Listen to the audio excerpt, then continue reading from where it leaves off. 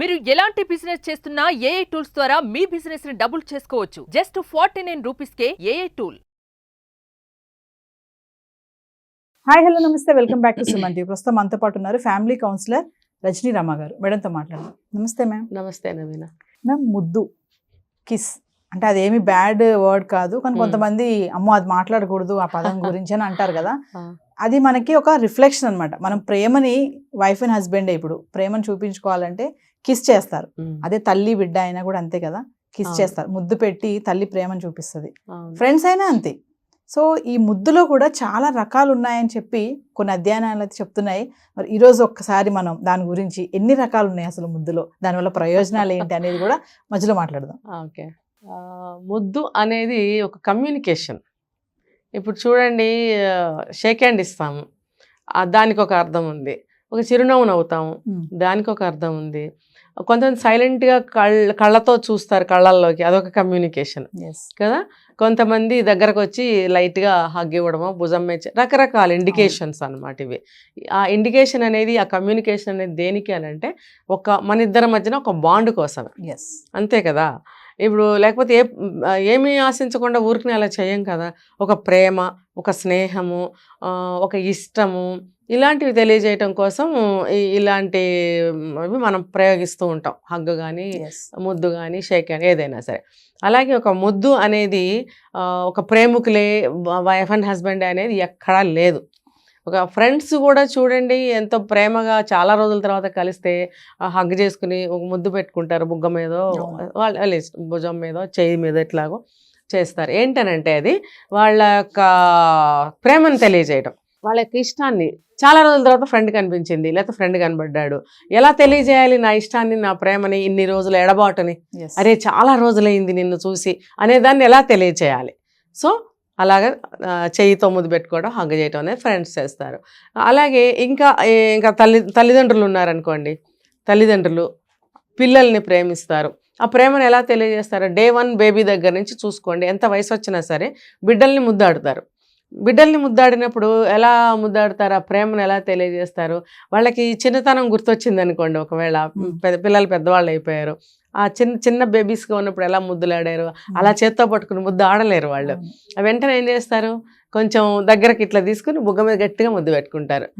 బాగున్నావా తల్లి, బాగున్నావా బాబు, ఎన్నాళ్ళైంది నాన్న నేను చూసి అని ఆ భావాన్ని బుగ్గ మీద ముద్దు ద్వారా తెలియజేస్తారు. మీరు రకాలు అడిగారు కదా, చాలా ఉన్నాయి కదా మేడం. అమ్మో చెప్పుకుంటే చాలా. ఇప్పుడు ఈ వాత్సాయనుడు చెప్తారు కదా, అందులో అయితే ఇంకా చాలా రకాలు ఉన్నాయి. దానికి ఒక సంస్కృతం పేర్లు అన్ని చెప్పుకోపోయినా మేడం, కొన్నిటి గురించి ఈరోజు అదే.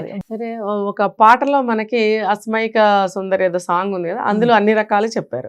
సో అర్థం తెలుసుకోవాలనుకుంటే మనం సంస్కృతంలోకి దాన్ని కన్వర్ట్ చేసుకుని మీనింగ్ తెలుసుకోవచ్చు. ఎన్ని రకాల ముద్దులు ఉన్నాయి, ఒక్కొక్క దాని వల్ల ఏంటనేది బాగా తెలుస్తుంది. మనం కొన్ని చెప్పుకుందాం.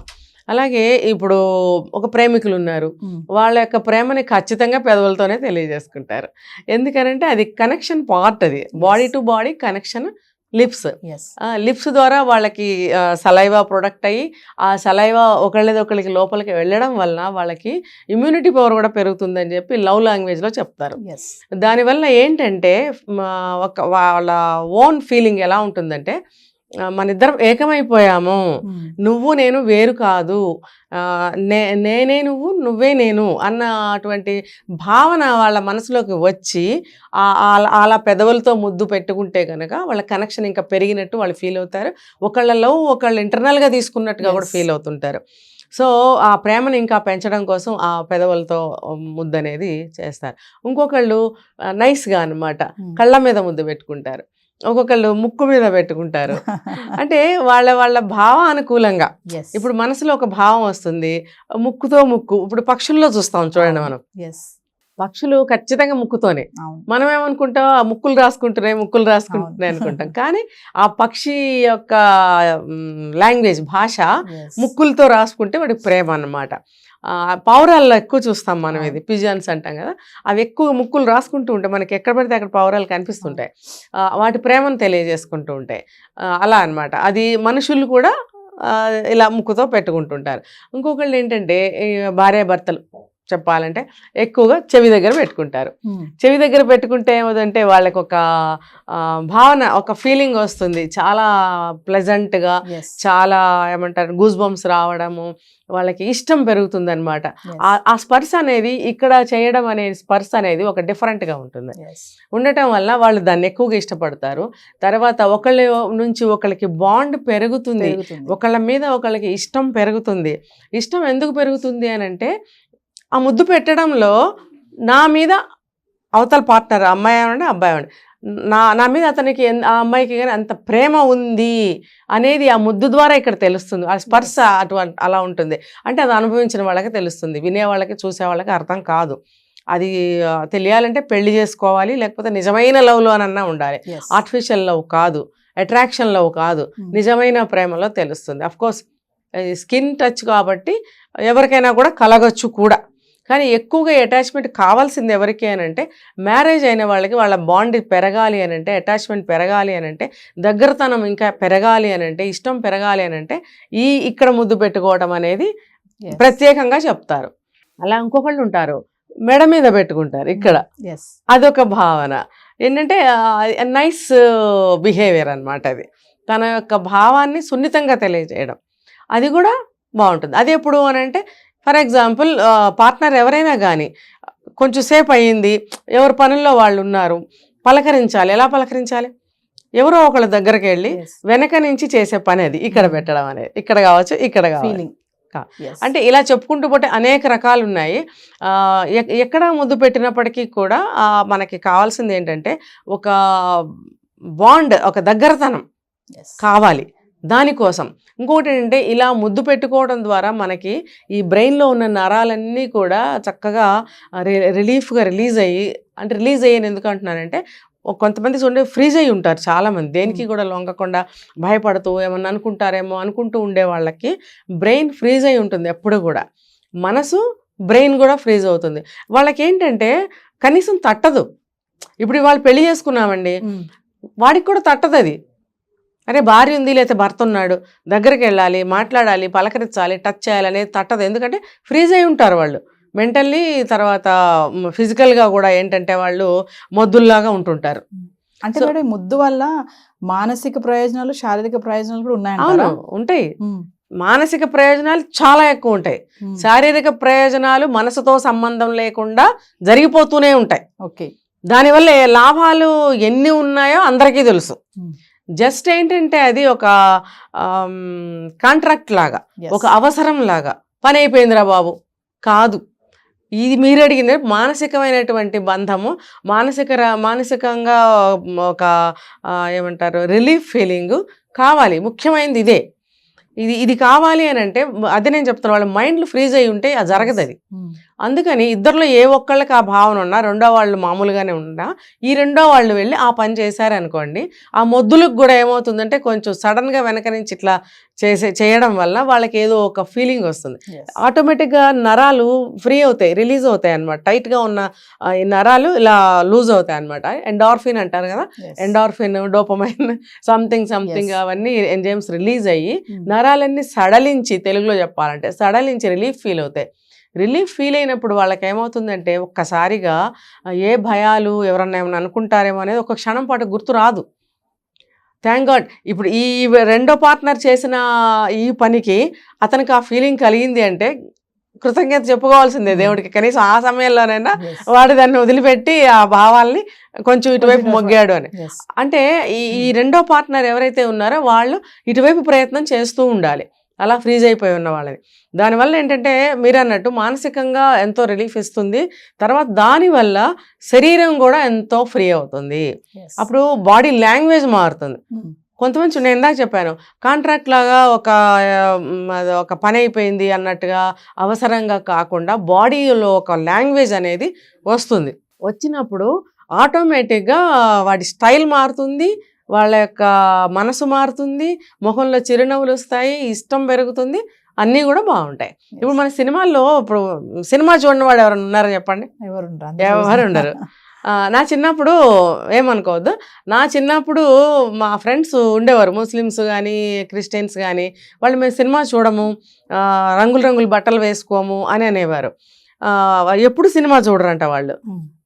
కానీ ఇప్పుడు చూడండి అందరూ కూడా అన్నీ చేస్తున్నారు, సినిమాలకు వెళ్తున్నారు, ఎగ్జిబిషన్స్కి వెళ్తున్నారు. అంటే మార్పు అనమాట.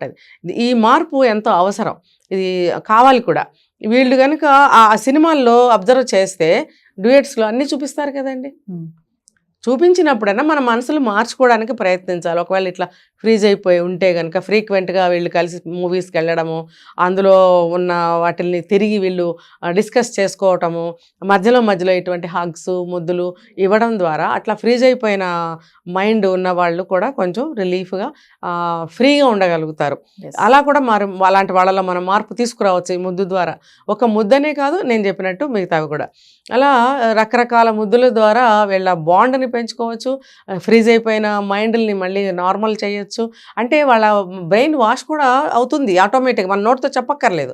చూడండి, కొంతమంది అదే పనిగా వాదనలు చేసి డిస్కషన్స్ చేసి గొడవలు పడుతుంటారు. నువ్వెందుకు మారు, నువ్వు ఇలా ఉన్నావేంటి, నువ్వు అలా ఉన్నావు. ఇందులో మళ్ళీ నేను ఒక క్లాస్ పెడతాను. ఇప్పుడు చూడండి, కొంత ఏజ్ అయిపోయిన వాళ్ళు సిగ్గు విడిచి గబుక్కని వాళ్ళ యొక్క పెద్దరికాన్ని పక్కన పెట్టి ఇలాంటివి చేయలేకపోతారు. ఇది వయసులో ఉన్నప్పుడే అలవాటు చేసుకోవాలి. వయసులో ఉన్నప్పుడే కనుక ఇటువంటి అలవాట్లను దూరం చేసినట్టయితే, పార్ట్నర్లో ఏ ఒక్కళ్ళు ఇలా ఉన్నా రెండో వాళ్ళు ఇలా చేసినట్టయితే, వయసు పెరిగే కొద్దీ వాళ్ళు ఆ ఫ్రిజిడిటీ అనేది దూరంగా వెళ్ళిపోతుంది. ఆ ఫ్రిజిడిటీ ఉన్నంత కాలము కూడా వీళ్ళిద్దరి మధ్యన అనేకమైన సమస్యలు తప్పవు. కాబట్టి ఇది ముదిరే వరకు కాకుండా మొదట్లోనే మొదలు పెట్టుకుంటే చివరి ఏజ్ పెరిగే కొద్దీ కూడా ఈ అలవాటు అనేది అలవాటుగా ఉంటుంది. తర్వాత వాళ్ళలో ఉన్న ఫ్రిజిడిటీ అనేది దూరం అయిపోయి నార్మల్ లైఫ్ లీడ్ చేయడానికి కూడా ఇటువంటి ముద్దులు హగ్గులు ఎంతో ఉపయోగపడతాయి. సో మనం కిస్ గురించి మాట్లాడుకుంటున్నాం కాబట్టి నాకు ఒకటి గుర్తొచ్చింది మేడం. రీసెంట్గా నేను చూసాను ఆర్టికల్లో, నుదుట మీద ముద్దు అంటే తెల్లవారుజామునే హస్బెండ్ వైఫ్ ని నుదుట మీద కిస్ చేస్తే అంట హస్బెండ్ ఆయుష్ పెరుగుతుందంట. ఒక ఆర్టికల్ చదివాను. అంటే అసలు నుదుట మీద ముద్దు అనేది చాలా అదొక ఎఫెక్షన్ గా ఉంటుంది కదా మేడం బాగా. అదొక్కసారి దాని గురించి. అమ్మాయి పెట్టింది అనుకోండి, అది ఏమంటారంటే కృతజ్ఞత. నేను దాని గురించి మళ్ళీ చెప్తాను. అదే అబ్బాయి పెట్టాడు అనుకోండి, అది కృతజ్ఞతే. మళ్ళీ ఇందులో డిఫరెన్స్ ఉంది. ఆ అబ్బాయి ఎందుకు కృతజ్ఞత చెప్పండి, చెప్పగలరా? నువ్వు నాకు దొరికావు, నేనే క్వశ్చన్ వేస్తున్నా. అంటే నువ్వు నాకు దొరికావు కాబట్టి లైఫ్ పార్ట్నర్ గా కాదు, అఫ్ కోర్స్ అది ఉండనే ఉంటుంది అనుకోండి. ఎందుకనంటే నీ మార్నింగ్ అని అన్నారు కాబట్టి చెప్తున్నా, నైట్ వాళ్ళు ఎంతో హ్యాపీగా గడిపి ఉండొచ్చు. కాబట్టి మార్నింగ్ నీ వల్ల నేను ఎంత సంతోషాన్ని పొందాను, నువ్వు నాకు మంచి భార్యగా ఉన్నావు, నువ్వంటే నాకు ఇష్టము, నువ్వు లేనిదే నేను ఉండలేను అన్న భావాల్ని నోటితో సినిమాల్లో చెప్పగలరు కానీ విడిగా ఎవరు చెప్పలేరు. సో ఈ ఒక్క ముద్దు ద్వారా చెప్పగలుగుతాడు, అది కృతజ్ఞత. అది అమ్మాయి పెట్టింది అనుకోండి, అదేం కృతజ్ఞత అంటే నువ్వు అంటే సేమ్ ఫీలింగ్ ఆమెకి ఉంటుంది కానీ తను అలా చెప్పలేకపోతుంది, ముద్దు ద్వారా కూడా అలా చెప్పలేకపోతుంది. తను మానసికంగా ఎట్లా ఫీల్ అవుతుందంటే, నాకు ఇంత మంచి భర్త దొరికాడు, నన్ను బాగా చూసుకునే భర్త దొరికాడు, నన్ను కష్టపెట్టకుండా నన్ను ప్రేమగా చూసుకుంటున్నాడు. చాలా అంటే చూడండి, తండ్రి తర్వాత హీరోగా కనిపించేది భర్తే ప్రతి ఆడపిల్లకి. దాన్ని ప్రతి అబ్బాయి నిలబెట్టుకోవాలని నేను చెప్తున్నా ఈ కెమెరా ముఖంగా. ఇప్పుడు అంత ప్రేమని అంత నిస్వార్థంగా పొద్దున్నే పెట్టే ముద్దులో చాలా నిస్వార్థత ఉంటుంది. స్వార్థం కానీ కోపం కానీ ఇంకోటి కానీ ఏమి ఉండవు అక్కడ. అది చాలా స్వచ్ఛమైన సమయము, స్వచ్ఛమైన మనసుతో పెట్టే ముద్దు నుదుటి మీద పెట్టేది. సో ఆ ముద్దులో ఇద్దరికీ కూడా కృతజ్ఞతే. ఇంత మంచి భర్త నాకు దొరికాడు, చాలా మంచి భర్త దొరికాడు, అతను ఒక హీరోలాగా కనిపిస్తున్నాడు, తర్వాత ఎటువంటి బాధ లేకుండా నన్ను చూసుకుంటున్నాడు, లైఫ్ అంతా నన్ను ఇలాగే చూసుకోవాలి, ప్రజెంట్ ఇప్పుడు కూడా చూసుకుంటున్నాడు అనే ఒక ఫీలింగ్తో ఆమె పెడుతుంది ముద్దు మీద ముద్దు. అవును, ఇద్దరు కృతజ్ఞతే. మళ్ళీ ఇద్దరు కృతజ్ఞతే. చూడండి ఇందులో మళ్ళీ డిఫరెన్స్ చూడండి. అంతే కదా, నా లైఫ్ని నువ్వు ఎంత ప్రొటెక్ట్ చేస్తావు, ఎంతో సపోర్ట్ చేస్తావు. ఎందుకు అని అంటే నైట్ జరిగిన విషయాలు వల్ల వాళ్ళకు వస్తున్న ఫీలింగ్స్ తెల్లవారిన తర్వాత అలా ఉంటాయి. అమ్మో, కిస్లో ఇన్ని రకాలు ఉన్నాయి మేడం. శారీరక ప్రయోజనాలు, మానసిక ప్రయోజనాలు ఇంకా చాలానే ఉన్నాయని చెప్పారు. ఇంకొక ఎపిసోడ్ లో వాటి గురించి కూడా మాట్లాడారు. ఫ్యూచర్ చాలా బ్రైట్ గా కూడా ఉంటుంది ఇలాంటి లాభాలు కలగటం వల్ల. Thank you ma'am.